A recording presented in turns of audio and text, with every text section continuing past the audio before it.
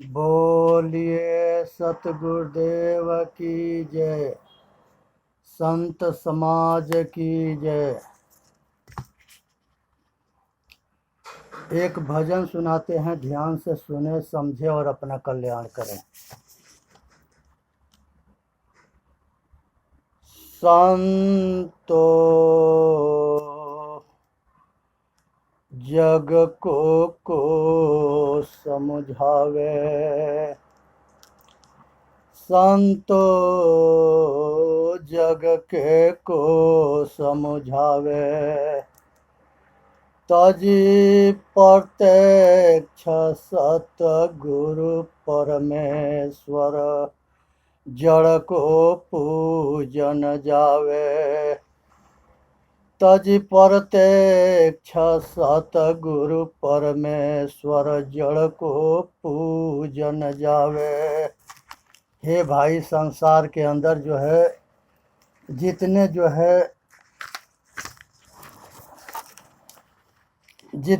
है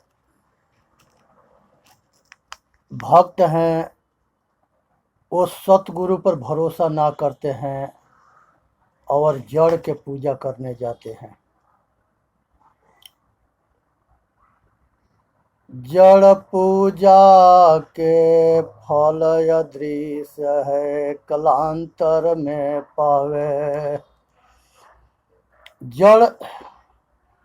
जड़ पूजा के फल अदृश्य है, जो कलांतर में आदमी पाता है, नहीं पाता है, मिलता है, नहीं दिखते। जो दिखाई ना देता है वो किस आधार पर उसको पूजा करे, माने, उसको याद करे।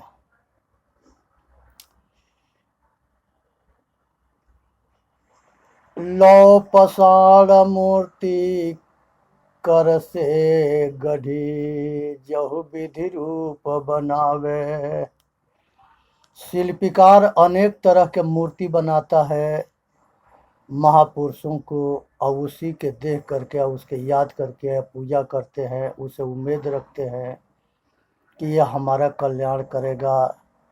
विचार होनी चाहिए कि जो मनुष्य के बनाया हुआ कला मनुष्य का कल्याण नहीं कर सकता, ना वो अपना कल्याण कर सकता है। महापुरुषों से इतने प्रेरणा लेना चाहिए कि अब महापुरुष जो है सभी महान पुरुष थे, आचरणशील थे, रहनीशील थे। हम उनके रहनी से मार्गदर्शन ले, आचरण से मार्गदर्शन ले, इसी में हमारा कल्याण है। लो पसाड़ मूर्ति कर से गढ़ी, बहुविधि रूप बनावे। विष्णु शंकर सूर्य गणपति, जो कुछ मन में आवे। जो मर्जी करता है उसके मूर्ति बना करके उसी के धा करके रातों दिन पूजा करते हैं। सब रातों दिन उसको याद करते हैं, रातों दिन उसके रटते हैं, मैक लगा के इतने चिल्लाते हैं कि दुनिया परेशान हो जाती है। शब्दे मारा गिर पड़ा, शब्दे मारा गिर पड़ा, शब्द छुड़ाया राज, जिन जिन शब्द विवेक किया तीन को स्वर्गो काज। यहाँ विवेक नाम की कोई चीज नहीं है। विश्वास मार्ग में घोर अंधकार है, अघोर पतन है। दथी घृत मय मधुले, परमाण से तामे खंड मिलावे। नाना प्रकार के जो है वस्तु चढ़ाते हैं और उनको पता है कि यहाँ कोई खाने वाला ना है, वो खुद खाते हैं, लेकिन विश्वास के धज्जियां उड़ाते हैं। यही विधि से करिए पंचामृत, तेहि मूर्ति पर चढ़ ढड़कावे। पंचामृत बनाते हैं, उसको मूर्ति पर चढ़ाते हैं और खुद इस्तेमाल करते हैं। मुनि ले विमल वारी, सुरसरी को शुद्ध स्नान करावे। उस मूर्ति को स्नान भी करवाते हैं, श्रृंगार भी करते हैं, कपड़ा लता पहराते हैं, उसको सिंहासन पर बैठा के पंखा भी डुलाते हैं, बहुत कर्मकांड करते हैं। धोए पोंछ चंदन लगाए के पट भूषण पहिरावे, सब कपड़ा लता पहराते हैं। करी प्रतिष्ठा वेद मंत्र से तामे प्राण बुलावे। पंडित जो है प्राण प्रतिष्ठा कराता है, उसके घर में कोई मरता है तो रोता है बैठ के। ये पाखंड है, इसे बचो। करी प्रतिष्ठा वेद मंत्र से तामे प्राण बुलावे, जो वे मंत्र सत्य करी माने निज प्रीति क्यों न जियावे। अगर मंत्र को सत्य मानते हो तो उसको जियाओ। वो ना जड़ कभी चेतन नहीं हो सकता और कभी चेतन जड़ नहीं हो सकता। कृष्ण भगवान गीता में कहते हैं कि हे अर्जुन, जिसके अस्तित्व तत्व है वह मिट नहीं सकता, जिसके अस्तित्व तत्व नहीं है वो हो नहीं सकता। यह अटल सत्य है। जो वे मंत्र सत्य करि माने निज प्रीति क्यों न जियावे। भोग था धार धरि ताके सन्मुख घंटा नाद बजावे। भोजन कवन को करे कवन चेतन उलटी आप ही खावे। यही विधि करत करत जड़ पूजा आप ही जड़ बन जावे। कहे कबीर ज्ञान सतगुरु का कैसे हृदय समावे। सतगुरु कहते हैं कि हे भाई, सतगुरु के ज्ञान जो है तेरे हृदय में कैसे समाएगा। तुम्हारा जो है घोर अज्ञान है, अघोर अंधकार है, अघोर जो है पथ भ्रष्ट हो। कहते हैं कि पूर्व जन्म के पाप से हरि चर्चा न सुहाए। जब आदमी पूर्व जन्म के पाप करता है तो उसको हरि चर्चा अच्छा नहीं लगता है। ना लागने के पीछे ये कारण है कि उसको जो है आगे किस्मत में दुख है। जो बच्चा बचपन में अगर पढ़ता है और उसको पढ़ाई अच्छा लगता है तो ये समझ लेना चाहिए कि इसके किस्मत में सुख है। और जवानी में जो आदमी होश में रहता है और धर्म करता है, उसको धर्म अच्छा लगता है और सतगुरु के शरणागत होता है, सतगुरु और संतों के शरण में जाके सत्संग सुन करके और उनके वाणी उसको अच्छा लगता है और वो धर्म के काम करता है, तो ये समझ लेना चाहिए कि इसके ये अपना लोक परलोक बना लेगा। बुढ़ौती में जो है मनुष्य के जो है अच्छे कर्म ही जो है उसको सुखी और स्वस्थ रखता है, सुखी रखता है और संपन्न रखता है और उसके कल्याण करता है। कहते हैं कि करत करत अभ्यास से जड़मत हो तो सुजान, रसरी यावत जात है सिल पर परत निशान। रसरी जो है एक पहिया होती है जो कुआं में पानी भरते हैं, उसमें एक पत्थर के ऊपर जो है जिस पर रस्सी चलती है उस पर एक जो है वो घिरनई टाइप का होता है, उसमें रस्सी चलते चलते अपना जगह बना लेता है। उसी तरह से मनुष्य जो है जब ये अभ्यास करता है अपने कल्याण के, तो अभ्यास करते करते ये भी अपना जो है कल्याण कर लेता है। इसलिए जो है संसार के अंदर ये जितने जो है मूर्ति पूजा है ये से सावधान रहो और बचो और समझो।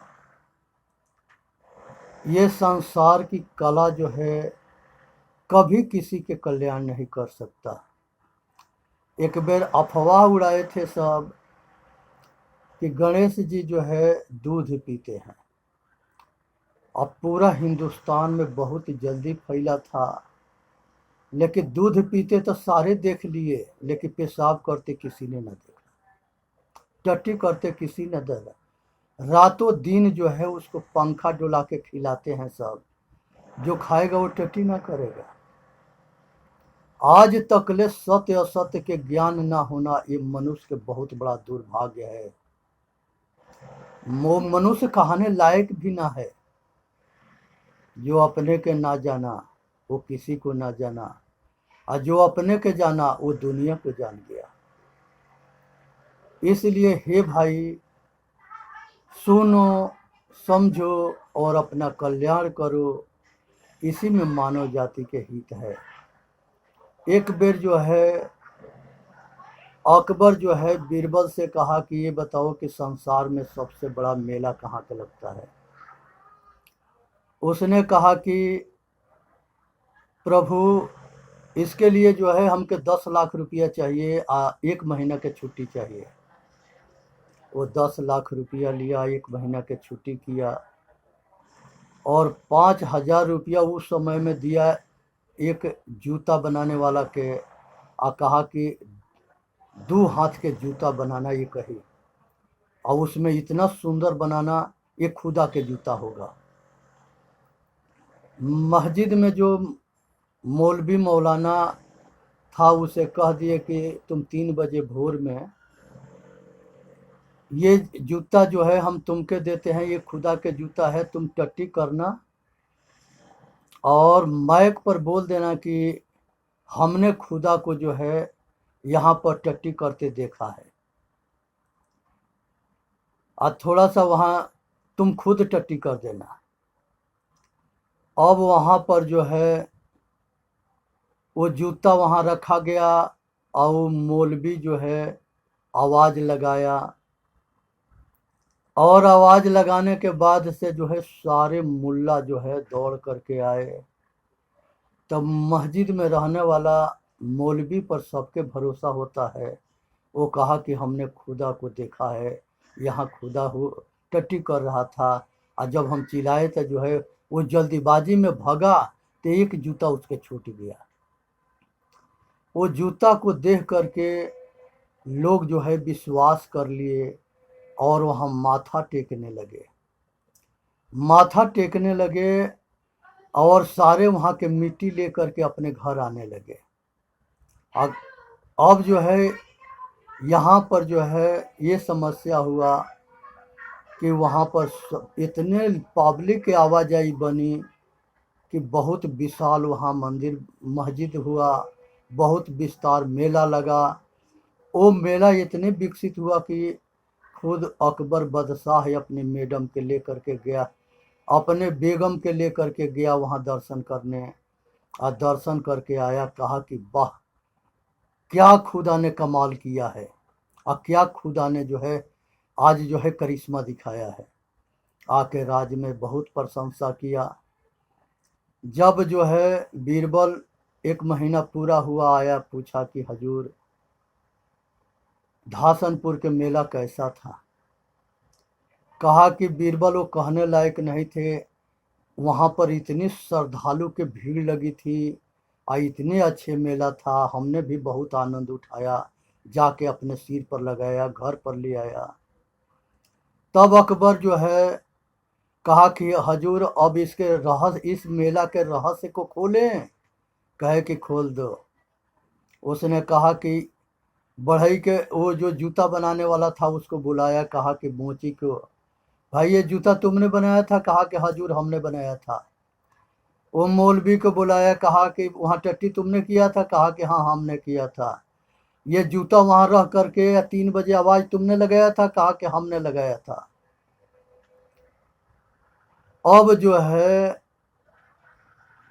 ये जो है विचार करने की विषय है कि अकबर बादशाह जैसे राजा जो है भ्रमित हो गया, और जिस राज्य के राजा जो है अंधा होगा, अज्ञान होगा, मूर्ख होगा, वो प्रजा को कैसे मार्गदर्शन दे सकता है।